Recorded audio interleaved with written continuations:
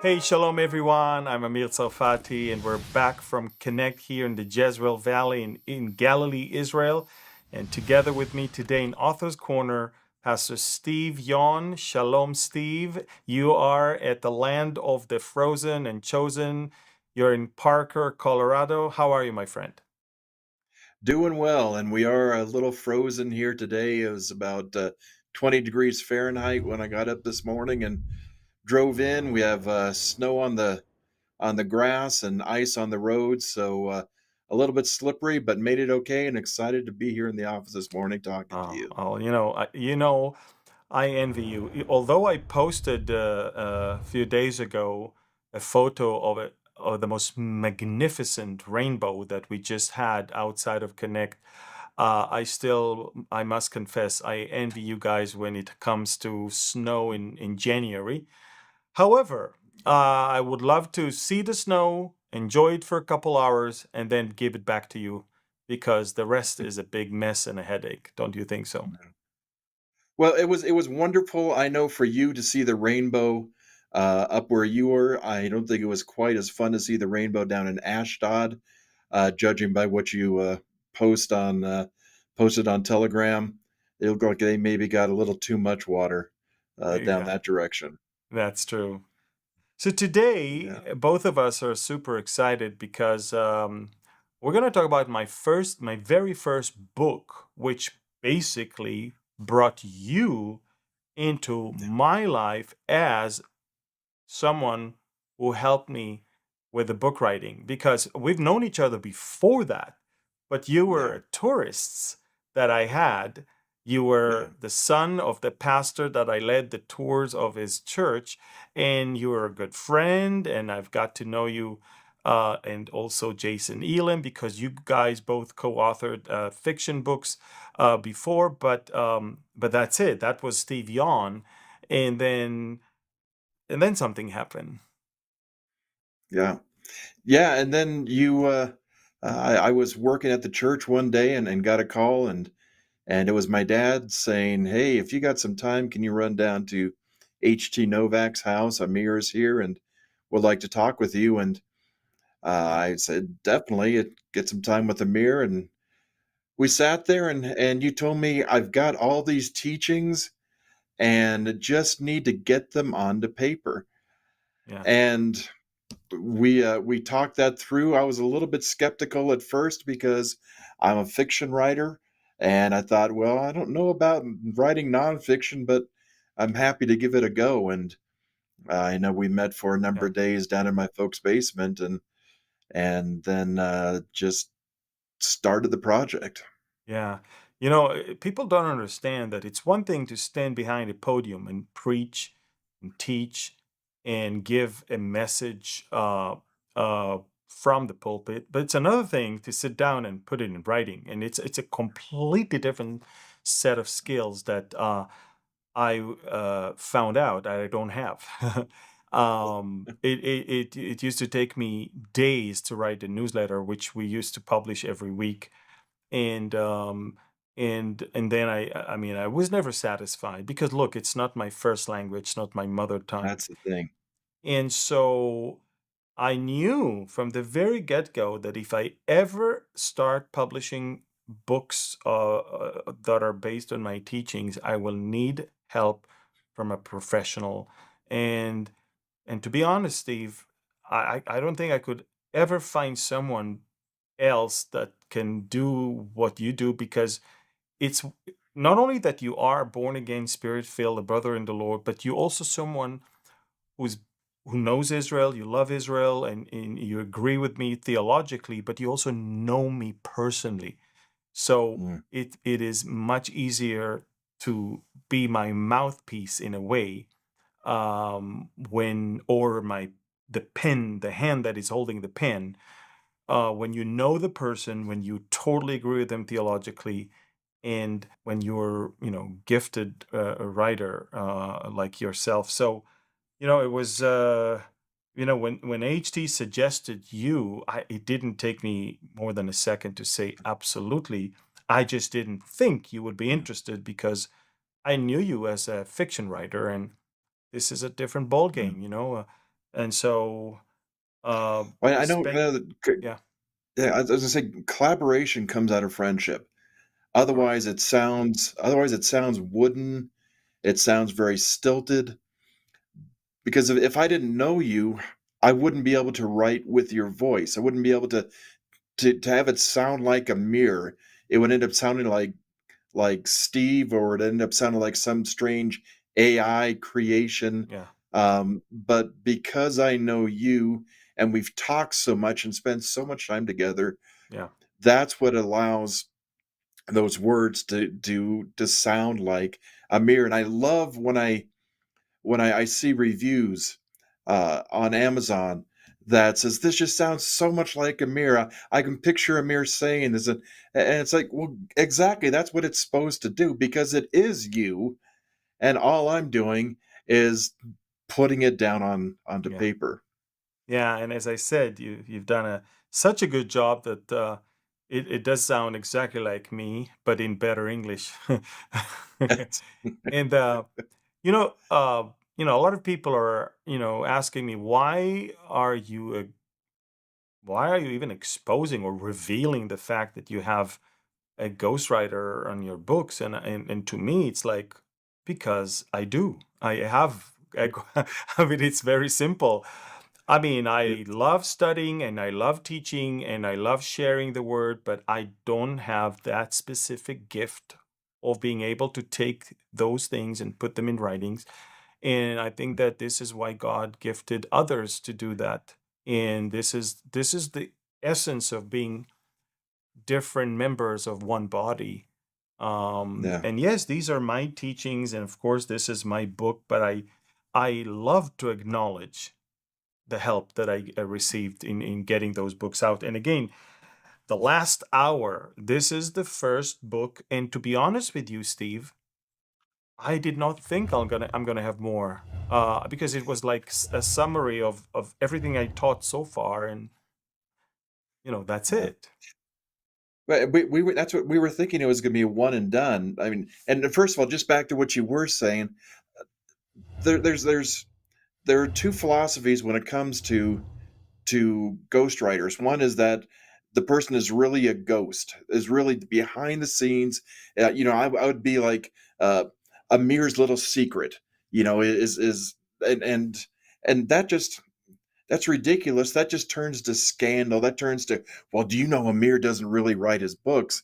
Well, yes, he does write his books, but it's just there's someone else who's moving the hand. It's like Yeah, Paul didn't write his letters; he had someone else writing the letters for him. So uh, but it's there's still never Paul's any, letters. never any, yeah, there's exactly, and there's never any dirty little secret hidden away.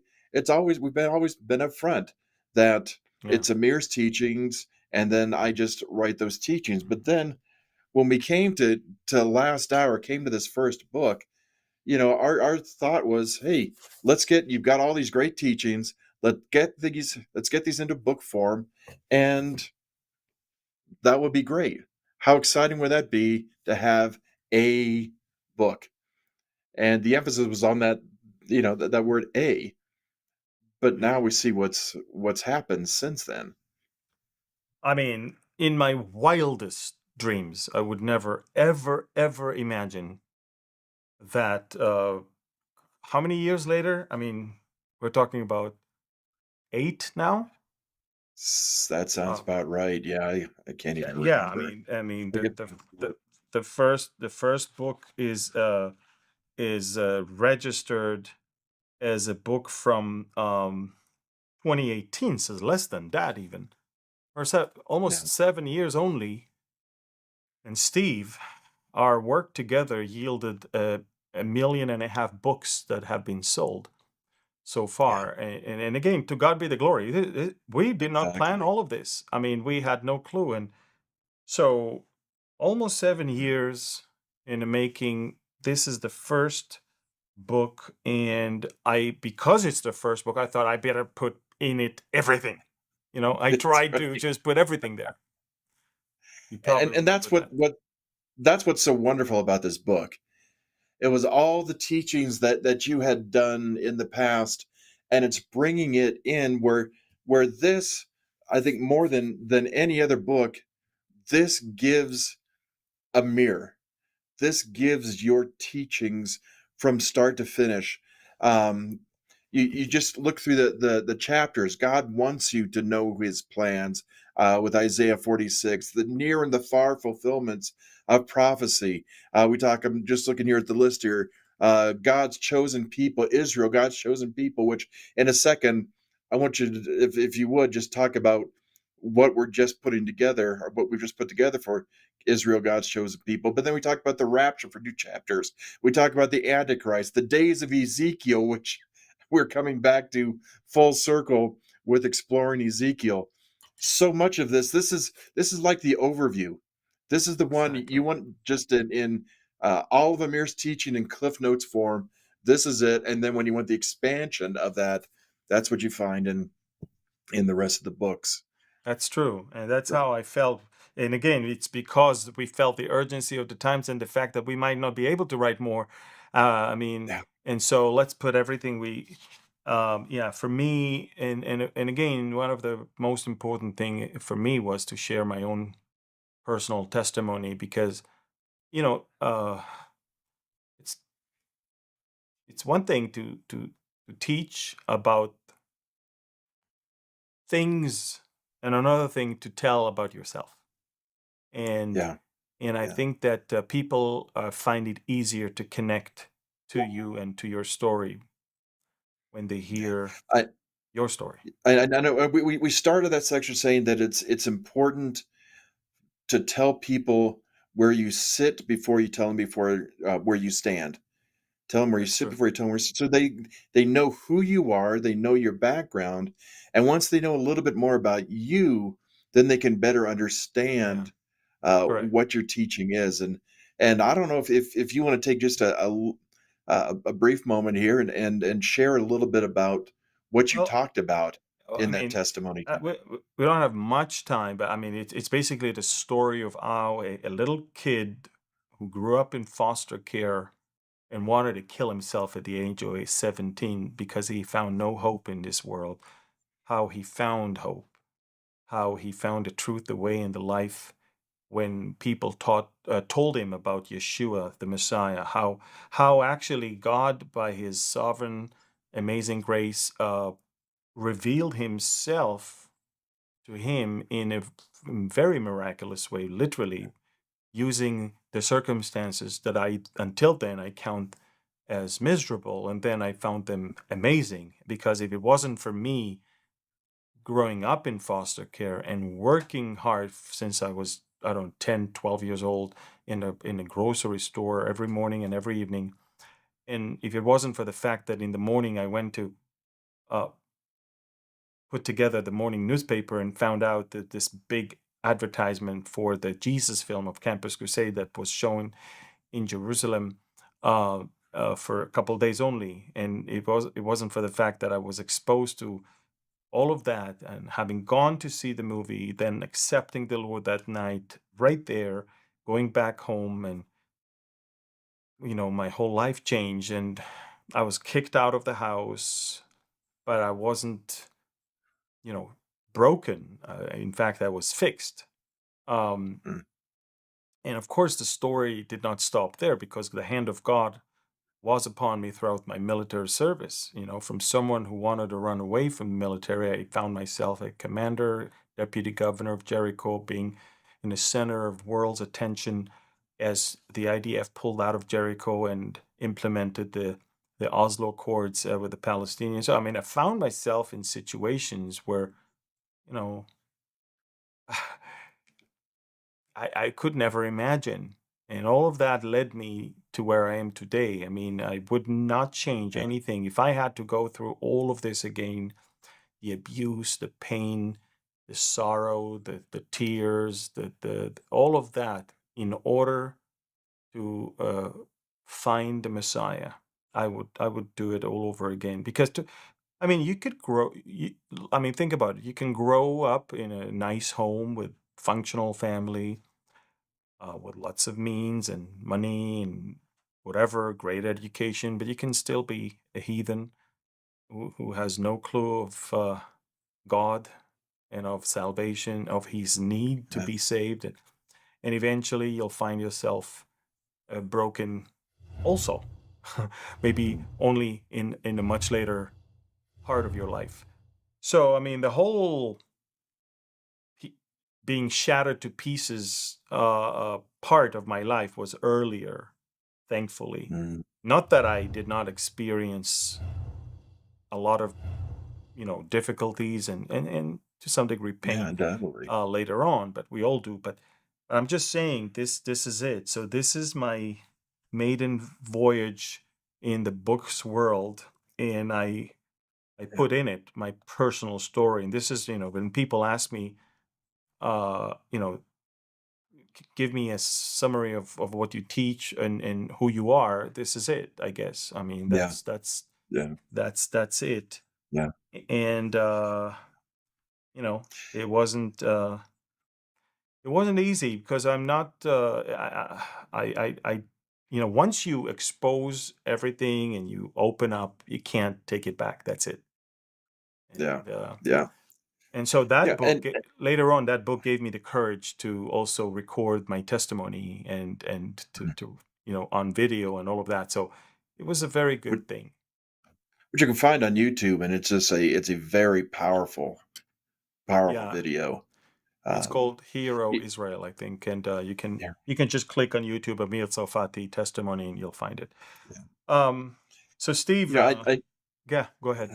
I as you say, I know that you putting that down on paper wasn't easy, but honestly, us working together, um, in some ways was easy, but in some ways was difficult too. Just trying to get to know each other in a different way, get to know each other in this working kind of relationship, and also me learning more about you and your teaching.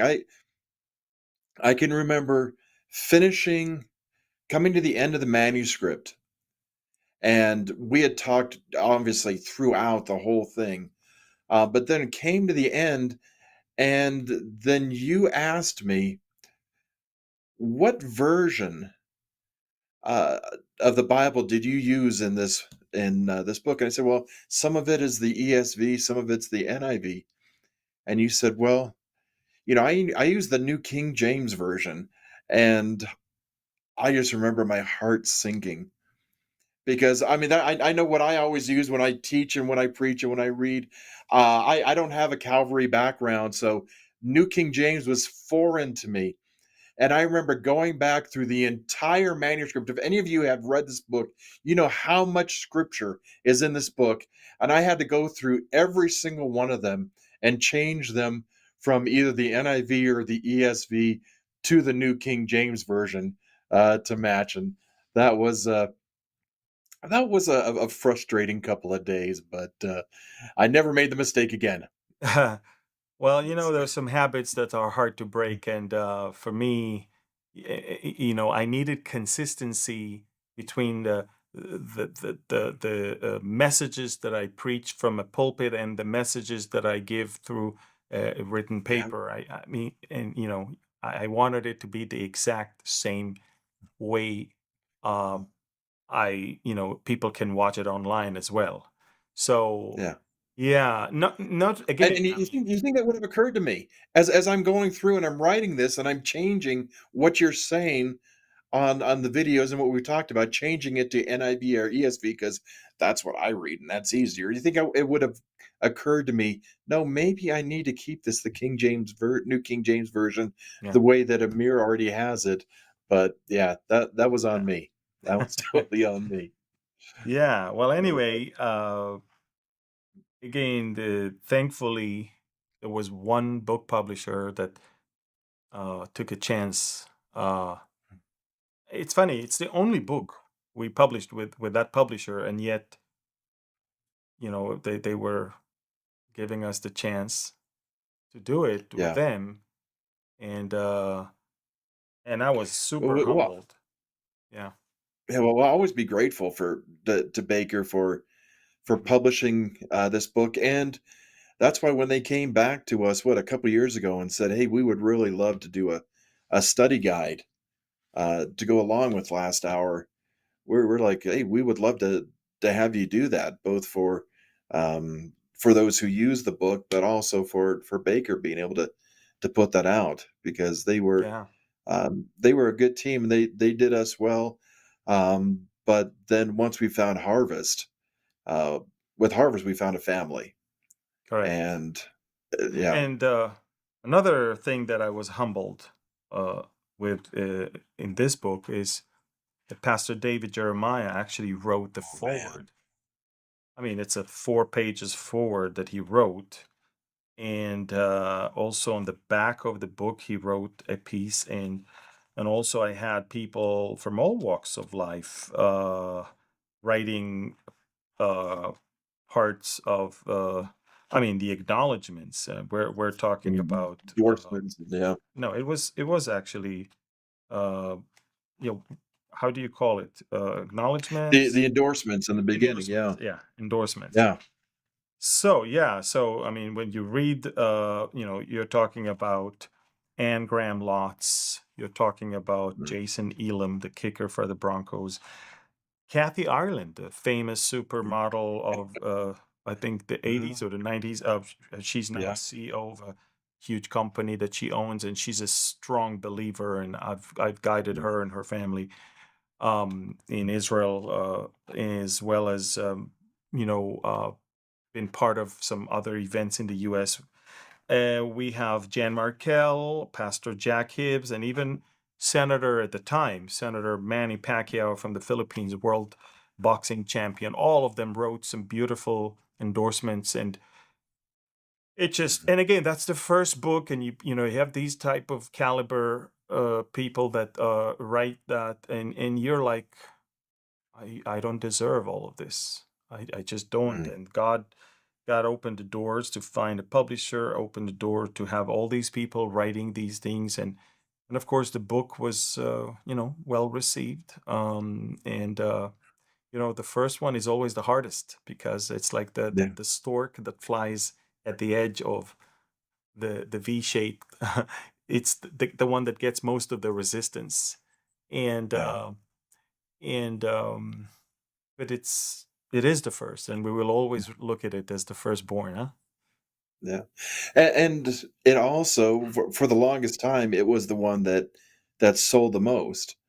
I think Revealing Revelation may have passed that uh, by now, but I don't know for sure. But for a long time, I mean, the book just took off, and then again, I think it was David Jeremiah that we can thank for some of the book sales too, because not only did he endorse it, but then he uh, or write the forward, but then he endorsed it too, Yeah, and that was just such a blessing it was. for you and for the And ministry. again, I've told him many times, and even when I came to speak at his church, he was very gracious to call me because he wasn't there, to call me a couple days later and to thank me and to, I mean, what a humble uh, man. And anyway, Yeah. Steve, a little portion of this book is now turning into its own thing that we I was just just gonna done. say, yeah, Yeah, and you can see the normal size of a book, and you can clearly see that we just wrote a smaller pocket or smaller guide, also smaller when it comes to the length. And this is something that sat heavy on my heart in light of October 7th and everything that happened after that. Millions of people around the world are claiming that the Israel of the Bible is not Israel of today. Thus, the land of Israel is not does not belong to the people that live there today. And I just had to put it all in writing. It's called the Israel Decree: Understanding God's Unbreakable Covenant with His people and their land. This is the first time I show it to anyone. It's uh, it's coming out in a few months, but this is something that it's cheaper, it's smaller, it's faster to read, and it's so valuable. And we want mm, to get it to the hands of as many as possible because there's so much deception that the enemy is sowing in the hearts of believers. See, I don't expect much from Yeah. non-believers, to be honest, but believers that claim to believe in the Bible and the God of Israel, and for them to not acknowledge the things of God, it breaks my heart. So this is it. Well, I mean, it's a little fire plug of a book. It's small, compact, but it has got so much power in it that I mean, you turn one of those caps, and the it just comes pouring out. Especially, I think we both agree. Chapter 3 is something Oh, that every believer needs to read, yeah, because of the that's in uh, absolutely. that's in Absolutely. that chapter. Yeah. Well, anyway, Steve, look, I think we've covered uh, a lot about our first work together in writing a book. The last hour, my first ever book, the most Mm. comprehensive, work on the various teachings that I give around the world. And, just if you don't have it, you may want to have it and read it and maybe even give it to someone else. Because even just for the testimony itself, for the Yeah, story of how I came to faith, I think it's worth it. Anyway, yeah. I'm looking forward to having another chapter with you next time, Steve. And next time, we're going to speak about our first ever fiction book, Fiction book. Yeah. Operation Yoktan. So until then, thank you, Steve, and thank you, everyone, for watching Author's Corner. I'm Amir Tsarfati, and this was Author's Corner from Connect here in Galilee, Israel, and Parker, Colorado. Thank you, Steve. Thank you, everyone. God bless you, and shalom.